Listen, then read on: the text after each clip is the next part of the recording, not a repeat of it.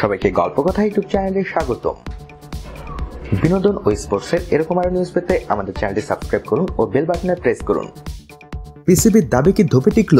কোহলিদের সেনা টুপির যে ব্যাখ্যা দিল আইসিসি। বেশি উত্তাপ ছড়ানোর আগেই আগুনে জল ঢেলে দিল আইসিসি। সংস্থাটির মুখপাত্র জানিয়েছেন, আইসিসির অনুমতি নিয়েই অস্ট্রেলিয়ার বিপক্ষে সিরিজের তৃতীয় ওয়ানডেতে সেনাটুপি পরে খেলেছে ভারত। রাঁচির ম্যাচটিতে সেনাটুপি পরে খেলে ভারত আচরণবিধি লঙ্ঘন করেছে দাবি করে পিসিবি আইসিসিকে পদক্ষেপ নেওয়ার আহ্বান জানিয়েছিল। এরপরই আইসিসির পক্ষ থেকে এই বিবৃতি এলো। বার্তা সংস্থা এপিকে এক ইমেইলে আইসিসির মুখপাত্র ক্লেয়ার ফার্লং বলেছেন, ওই টুপিগুলো পরার আগে বিসিসিআই আইসিসির অনুমতি চেয়েছিল। এটা তারা করতে চেয়েছিল নিহত সৈনিকদের স্মৃতির উদ্দেশ্যে সম্মান জানাতে আর তহবিল সংগ্রহ করতে।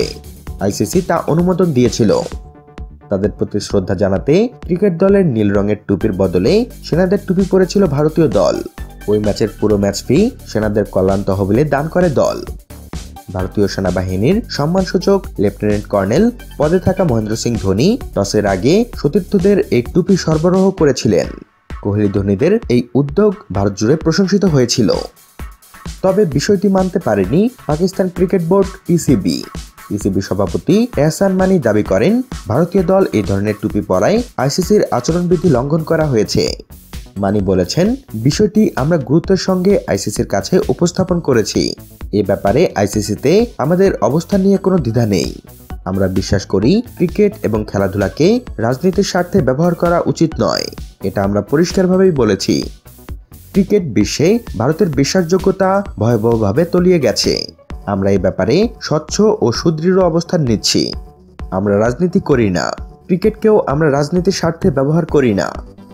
অতীতের দুটি ঘটনার উদাহরণ টেনে এহসান ভারতের বিরুদ্ধে শক্ত অবস্থান নিতে আহ্বান জানিয়েছিলেন।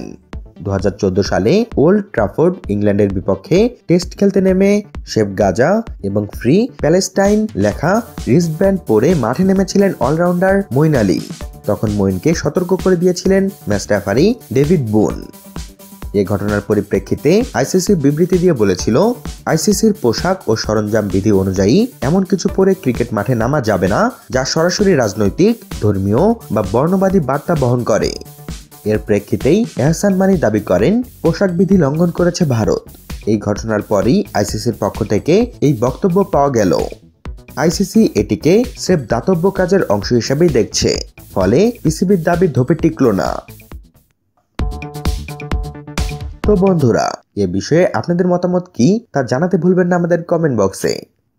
সবশেষে ভিডিওটিতে লাইক ও শেয়ার দিয়ে আমাদের সাথে থাকুন। ধন্যবাদ।